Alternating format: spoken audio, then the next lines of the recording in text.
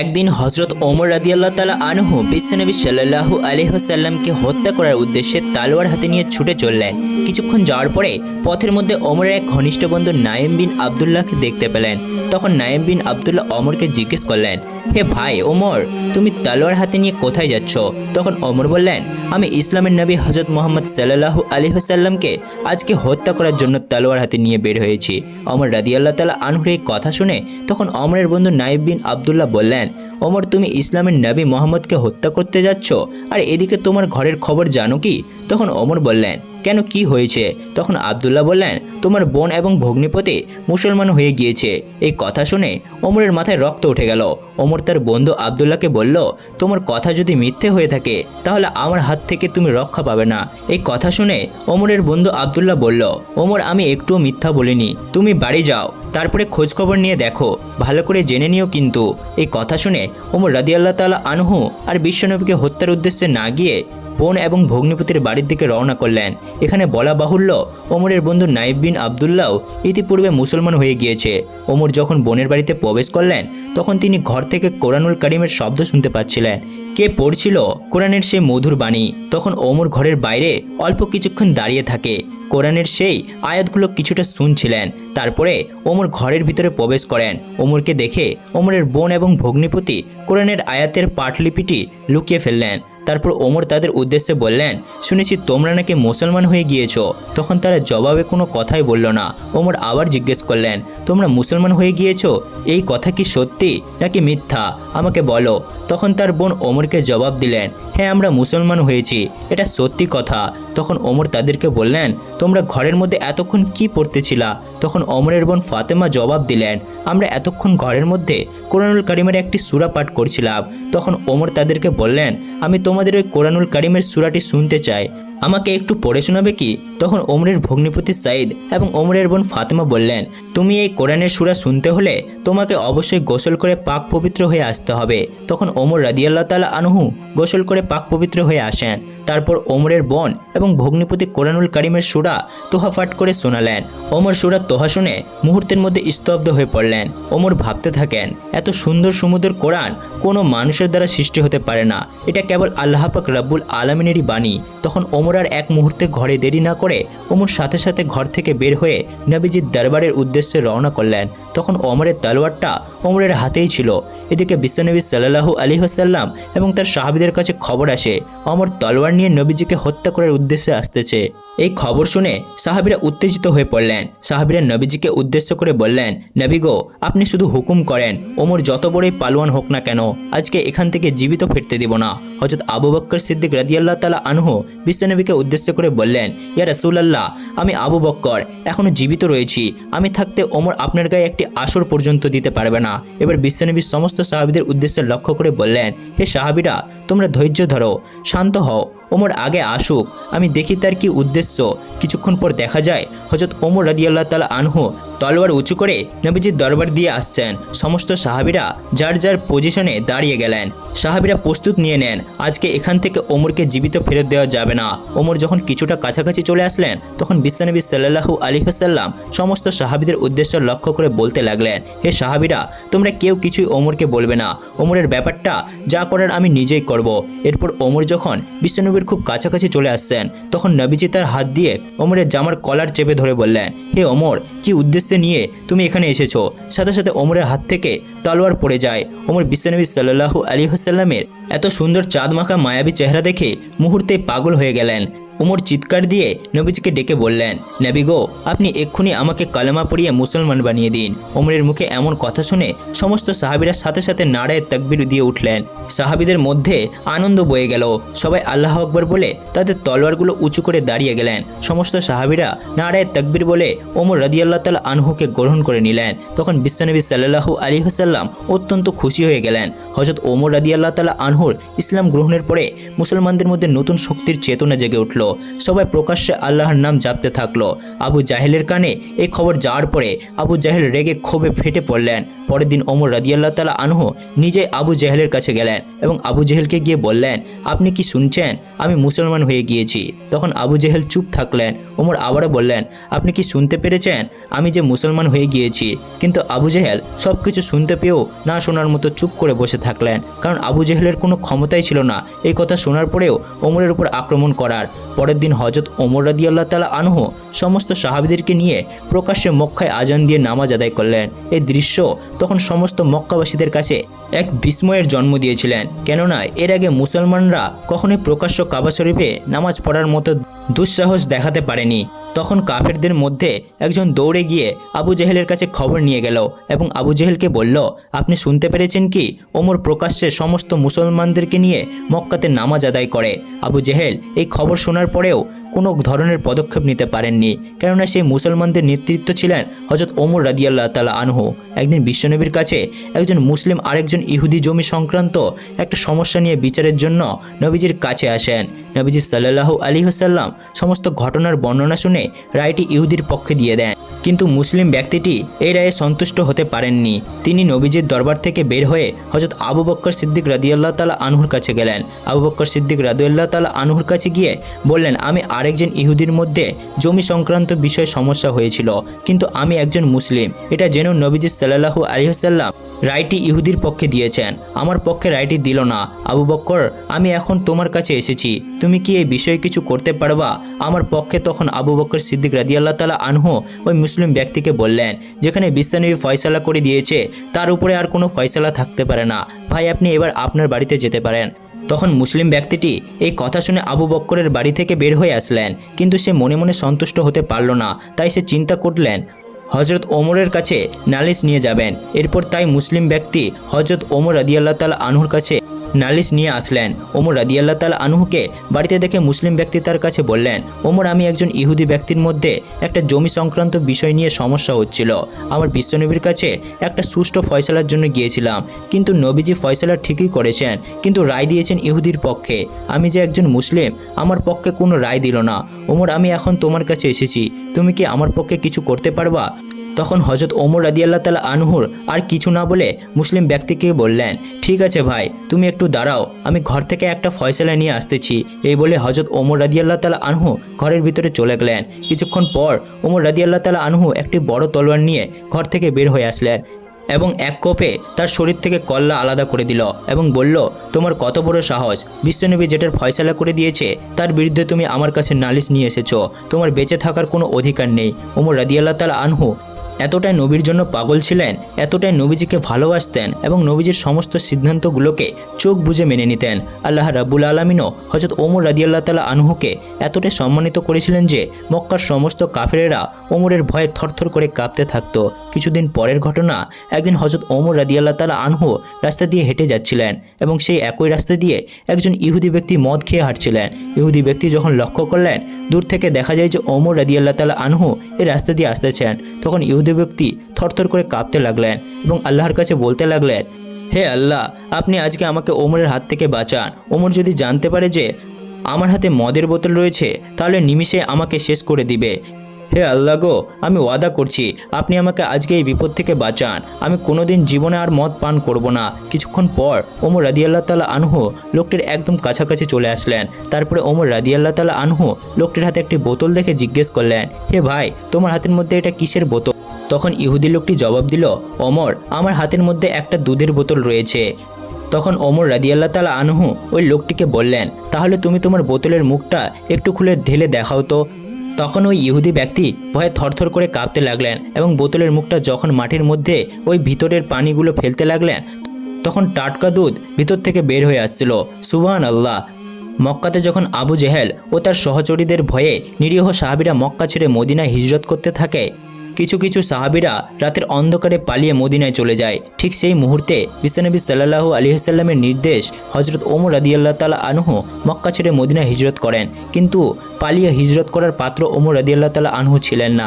তাই তো তিনি যেদিন মক্কা ছেড়ে মদিনায় হিজরত করবেন সেদিন মক্কায় দাঁড়িয়ে প্রকাশ্য ঘোষণা দেন, কেউ যদি তার স্ত্রীকে বিধবা করতে চাও তাহলে আমি ওমরকে সে বাধা দাও। কেউ যদি তাদের পিতামাতার বুক খালি করতে চাও তাহলে আমি ওমর তলোয়ারের কাছে এসে বাধা দাও। কিন্তু সেদিন কারো কোনো সাহস হয়নি যে ওমর রাদিয়াল্লাহু তাআলা আনহুর সামনে এসে তাকে বাধা দিবে। মক্কা থেকে মদিনা হিজরতের বেশ কয়েক বছর পরে বিশ্বনবী সাল্লাল্লাহু আলাইহি ওয়াসাল্লাম দুনিয়া ছেড়ে চলে যান। বিশ্বনবী সাল্লাল্লাহু আলাইহি ওয়াসাল্লামের এই বিদারের পরে আবু বকর সিদ্দিক রাদিয়াল্লাহু তাআলা আনহু পরলোক গমন করেন। হযরত আবু বকর সিদ্দিক রাদিয়াল্লাহু তাআলা আনহুর খেলাফতের সম্পূর্ণ দায়িত্ব তখন হযরত ওমর রাদিয়াল্লাহু তাআলা আনহুর কাছে এসে পড়েন। হযরত ওমর রাদিয়াল্লাহু তাআলা আনহু ছিলেন মুসলিম উম্মাহর দ্বিতীয় খলিফা এবং একই সাথে তিনি ছিলেন অর্ধেক পৃথিবীর বাদশাহ। তার খেলাফতের মুসলিম উম্মাহ সবচেয়ে আরাম এবং শান্তিময়ভাবে জীবনযাপন করতে পেরেছে। তিনি অর্ধেক পৃথিবীর বাদশাহ হয়েও প্রতি রাতে মানুষের বাড়িতে গিয়ে খোঁজ নিতেন এবং খবর নিতেন। বাড়িতে গিয়ে দেখতেন কার ঘরে কি আছে, ঘরে অভাব আছে। যদি কারো ঘরে অভাব দেখতে পেত তারপর তিনি সরকারি কোষাগার থেকে সে অভাবী মানুষদের বাড়িতে খাবার পাঠাতেন। একদিন তিনি রাতের বেলা খোঁজ নিতে গিয়ে এক বাড়িতে লক্ষ্য করলেন একটি ঘরের মধ্যে দুটি বাচ্চা কান্না করে চলেছে এবং একটি চুল ডাগের মধ্যে কিছু একটা বসিয়ে এক মা কি জানি নাড়াচাড়া করছে আর বাচ্চাদেরকে বলছে আর একটু পরে তোমাদের খাবার হয়ে যাবে। এই বলতে বলতে অনেক সময় হয়ে গেল কিন্তু খাবার হচ্ছে না। একটা সময় বাচ্চারা ঘুমিয়ে পড়েছে। তারপর হযরত ওমর রাদিয়াল্লাহু তাআলা আনহু নিজের পরিচয় গোপন রেখে সেই মহিলার ঘরে প্রবেশ করেন। সেই মহিলাকে জিজ্ঞেস করেন আপনি চুলোয় কি রান্না করছেন আর আপনার ছেলেদেরকে তো কিছুই দিলেন না, তারা তো না খেয়ে ঘুমিয়ে পড়েছে। তখন মহিলা জবাব দিলেন আজকে রাতে খাবারের মতো আমার ঘরের মধ্যে কিছুই ছিল না। বাচ্চারা পাশে কান্না করছিল, বারবার আমার কাছে খাবার চাচ্ছিল। আমি নিরুপায় হয়ে গিয়েছিলাম, কিভাবে কোথা থেকে বাচ্চাদের খাবার এনে দেব। তাই তো ডেক্সির মধ্যে কোনো একটা কিছু দিয়ে আমি নড়াচড়া করে অভিনয় করছিলাম আর বাচ্চাদেরকে বলছিলাম এই তো তোমাদের খাবার হয়ে আসছে, একটু পরেই খাবার চলে আসবে, তোমরা খেয়ে ঘুমোতে পারবে। এই বলতে বলতে আমি অপেক্ষা করছিলাম যে কখন বাচ্চারা ঘুমিয়ে যাবে। একটা পর্যায়ে বাচ্চারা ঘুমিয়ে যায়। ওমর রাদিয়াল্লাহু তাআলা আনহু মহিলার মুখে এমন কথা শুনে সেখান থেকে তাৎক্ষণিক বের হয়ে আসেন। সে রাতেই সরকারি কোষাগার থেকে আটার বস্তা নিয়ে একটি সিপাহী দিয়ে সেই মহিলার বাড়িতে পৌঁছে দেন। সেই মহিলা তখন রাত্রিবেলায় সেই আটা দিয়ে রুটি বানিয়ে তার ছেলেদেরকে ঘুম থেকে উঠিয়ে সেই রুটি খাওয়ালেন এবং আল্লাহর দরবারে শুকরিয়া আদায় করলেন এবং আল্লাহর কাছে দুই হাত তুলে দোয়া করলেন এবং মোনাজাতে হযরত ওমর রাদিয়াল্লাহু তাআলা আনহুর জন্য দোয়া করলেন। একদা ঈদের আগের দিন হযরত ওমর রাদিয়াল্লাহু তাআলা আনহুর স্ত্রী নিজ স্বামীকে বললেন আমাদের জন্য ঈদের জামা না হলেও চলবে, কিন্তু ছোট্ট বাচ্চাটি ঈদের নতুন জামা কাপড় পরার জন্য কান্না করছে। জবাবে আরব জাহানের শাসক হযরত ওমর রাদিয়াল্লাহু তাআলা আনহু বললেন আমার তো নতুন জামা কিনে দেওয়ার মতো সামর্থ্য নেই। তারপর হযরত ওমর রাদিয়াল্লাহু তাআলা আনহু অর্থমন্ত্রী আবু উবাইদা রাদিয়াল্লাহু তাআলা আনহুর নিকটে 1 মাসের অগ্রিম বেতন দেওয়ার জন্য চিঠি পাঠালেন। অর্ধজাহানের বাদশাহ হযরত ওমর রাদিয়াল্লাহু তাআলা আনহুর এমন চিঠি পেয়ে আবু উবাইদা রাদিয়াল্লাহু তাআলা আনহু দুটি চোখের পানি ছেড়ে দিলেন। তারপর তিনি বাহককে কোনো টাকা না দিয়ে ফেরত আরেকটি চিঠি দিয়ে দিলেন। হযরত ওমর রাদিয়াল্লাহু তাআলা আনহু সে চিঠি খুলে পড়লেন। সেই চিঠিতে লেখা ছিল হে আমিনুল মুমিনিন, অগ্রিম বেতন নেওয়ার জন্য আপনাকে দুটি বিষয়ে ফয়সালায় আসতে হবে। এক, সেই মেয়াদ পর্যন্ত আপনি বেঁচে থাকবেন কিনা, আর দ্বিতীয়ত হলো যদি বেঁচেও থাকেন তাহলে সেই মেয়াদ পর্যন্ত আরব জাহানের জনগণ আপনাকে ক্ষমতায় রাখবেন কিনা। অর্থমন্ত্রী আবু উবাইদা রাদিয়াল্লাহু তাআলা আনহুর এমন চিঠি পড়ে ওমর রাদিয়াল্লাহু তাআলা আনহু জবাবে কিছুই বললেন না। তিনি এত পরিমাণে কাঁদছিলেন যে চোখের পানিতে তার দাড়ি মোবারক ভিজে যাচ্ছিল এবং তিনি আল্লাহর দরবারে দুই হাত তুলে দোয়া করলেন এমন যোগ্য একজন অর্থমন্ত্রী মিলিয়ে দেওয়ার জন্য। একদিন হযরত ওমর রাদিয়াল্লাহু তাআলা আনহু মদিনার মূল প্রান্তে দাঁড়িয়ে দুটি চোখের পানি ছেড়ে অঝরে কান্না করছেন। তখন তার সাথে থাকা সাহাবীরা থেকে জিজ্ঞেস করলেন হে আমিনুল মুমিনিন, আপনি কাঁদছেন কেন? তখন ওমর রাদিয়াল্লাহু তাআলা আনহু বললেন হে সাহাবীরা, আজকে আল্লাহ পাক রব্বুল আলামিন আমাকে কতটা সম্মানিত করেছেন। এই মদিনার মরুপ্রান্তে প্রখর রোদের মধ্যে আমি ছোটবেলায় উট চড়াতাম। গরমে আমার মাথার ঘাম পা দিয়ে বের হতো। একটু ছায়ার জন্য উটের পিছনে গিয়ে বসতাম। তখন উট মল ত্যাগ করে আমার শরীর ভিজে দিত, আবার মাথায় এসে তার মল পড়তো। কতবার যে উটের মল মাথায় পড়েছে তার কোনো হিসাব নেই। আমার বাবা শুধু আমাকে দিয়ে নয়, আমার ফুপুদেরকেও দিয়েও এই মরুভূমিতে বেড়ার পাল চড়াতো। আজকে মহান আল্লাহ পাক রব্বুল আলামিন আমাকে কতটা সম্মানিত করেছে। আমার মতো একজন নিকৃষ্ট মানুষকে সেখান থেকে উঠিয়ে অর্ধ পৃথিবীর বাদশা বানিয়েছেন। সাহাবীরা আজকে এই মরুপ্রান্তে এসে আমার সেই ঘটনা মনে হতে চোখ দিয়ে আপনা আপনি পানি গড়িয়ে পড়ছে। পরের দিন সকালে ঘটে গেল আরেক ঘটনা। হজরত ওমর রাদিয়াল্লাহু তাআলা আনহুর ছোট্ট ছেলে আব্দুল্লাহ এসে হজরত ওমর রাদিয়াল্লাহু তাআলা আনহুকে বললেন, আব্বাজান, আমি আপনার কাছে একটা নালিশ নিয়ে এসেছি, এই বিচার আপনাকে করতেই হবে। বাবা গো, আমি শুনেছি আপনার ভয়ে নাকি শয়তান পর্যন্ত রাস্তা ছেড়ে দেয়। আমি এটাও শুনেছি যে আপনি নাকি বাঘের গেলে থাপ্পড় মারতেন, কিন্তু আপনার ছেলেকে কেউ অপমান করবে এটা আপনি কখনো বরদাস্ত করবেন না। ওমর তখন বললেন, আব্দুল্লাহ কি হয়েছে, আমার কাছে সব কিছু খুলে বলো। তখন আব্দুল্লাহ বললেন, আব্বাজান, হোসাইন আমাকে গোলামের বাচ্চা গোলাম বলে গালি দিয়েছে। এই কথা শুনে হযরত ওমর রাদিয়াল্লাহু তাআলা আনহু অবাক হয়ে তার ছেলে আব্দুল্লাহকে জিজ্ঞেস করলেন, তুমি কি ঠিক শুনেছো যে তোমাকে হোসেন গোলামের বাচ্চা গোলাম বলেছে?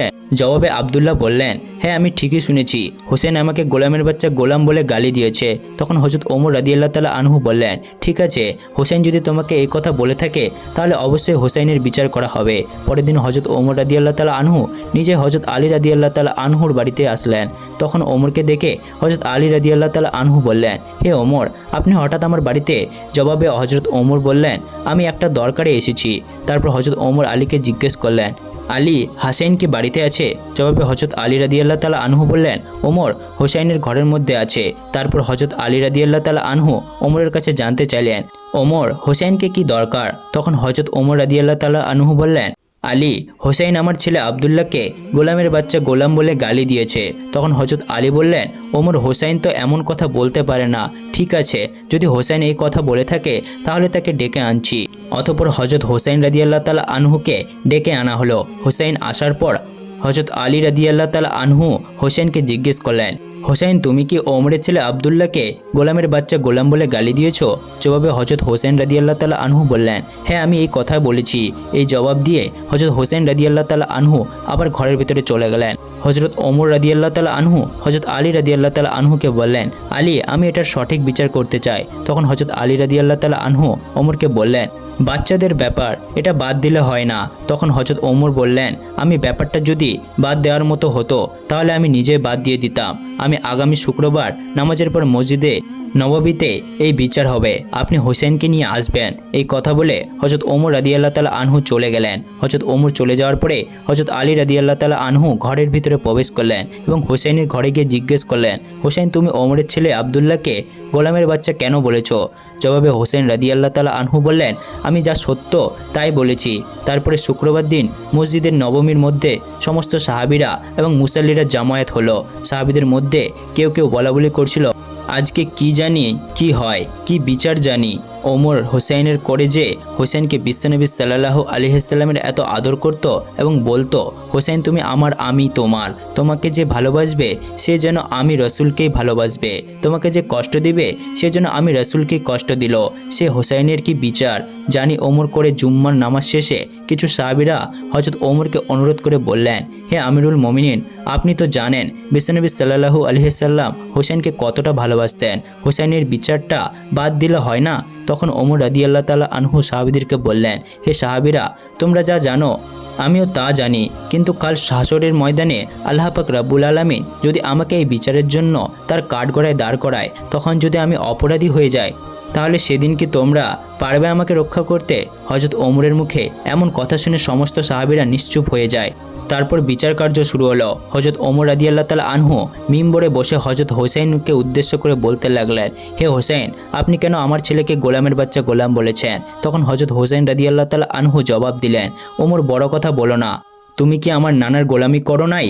এই কথা শুনে হযরত ওমর রাদিয়াল্লাহু তাআলা আনহু দুটি চোখের পানি গড়গড় করে ছেড়ে দিলেন। হযরত ওমর হোসেনকে লক্ষ্য করে বললেন, হোসেন, আপনি যে কথাটা বললেন এই কথাটি কি আপনি কোনো কাগজে লিখে দিতে পারবেন? হোসেন রাদিয়াল্লাহু তাআলা আনহু জবাবে বললেন, হ্যাঁ, অবশ্যই লিখে দিতে পারবো। তারপর হোসেন রাদিয়াল্লাহু তাআলা আনহু কাগজে লিখলেন, ওমর আমার নানার গোলামি করেছে, বিধায় তার ছেলেকে আমি গোলামের বাচ্চা গোলাম বলেছি। হযরত ওমর রাদিয়াল্লাহু তাআলা আনহু কাগজের টুকরাটি হাতে নিয়ে একটা চিৎকার দিয়ে বললেন, হে মসজিদের নববীর মুসাল্লিরা ও আমার নবীর আদরের সাহাবীরা, আজ থেকে আমি ওমরের আর কোনো ভয় নেই।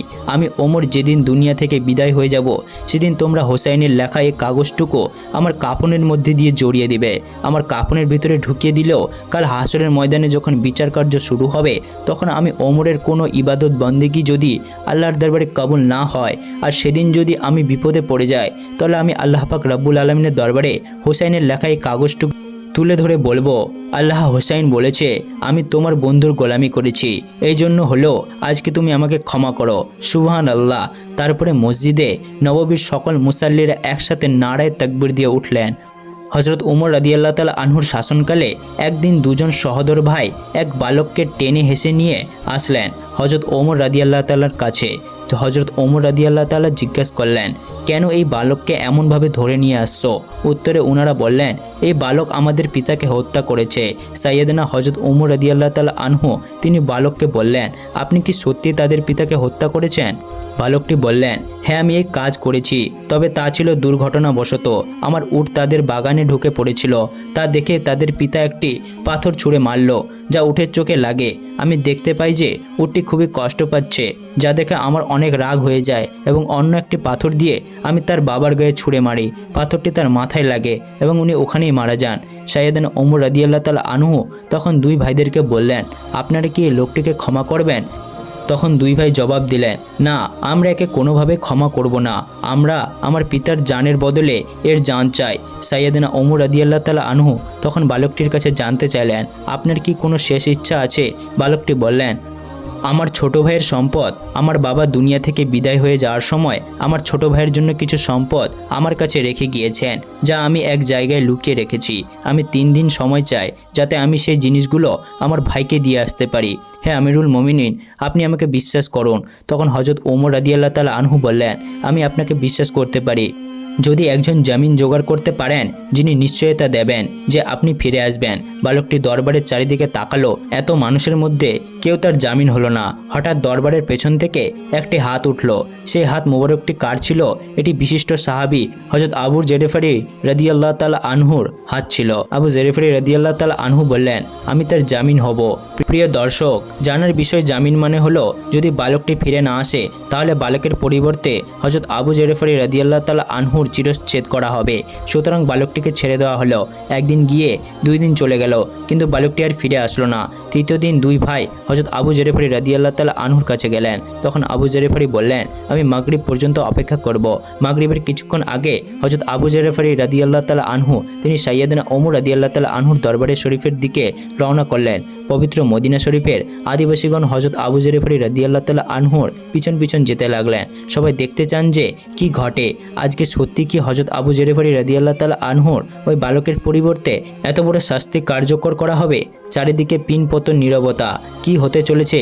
মাগরিবের কিছুক্ষণ আগেই সে বালক চিৎকার দিয়ে দৌড়ে এসে সেখানে পৌঁছালো। তাকে দেখে সাইয়েদনা ওমর বালকটিকে জিজ্ঞেস করলেন, হে বালক, আপনি কেন ফিরে এসেছেন? আমি তো আপনাকে আনার জন্য কোনো লোক পাঠাইনি। কোন জিনিসটা আপনাকে ফিরিয়ে আনলো? বালকটি বললেন, আমি চাই না যে কেউ একজন বলুক মুসলিম কথা দিয়েছিল কিন্তু সে কথা রাখেনি, তাই আমি ফিরে এসেছি।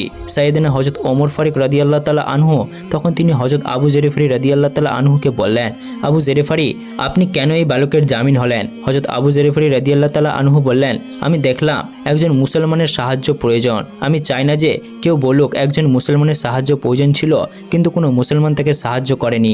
এই কথা শুনে দুই ভাই বললেন, আমরাও চাই না যে কেউ বলুক একজন মুসলমান ক্ষমা চেয়েছিল কিন্তু অন্য মুসলমান তাকে ক্ষমা করেননি। তারপরে ওই দুই ভাই বালকটিকে ক্ষমা করে দিল। এরপর বালকটি মুক্তি পেয়ে গেল। সুবহানাল্লাহ।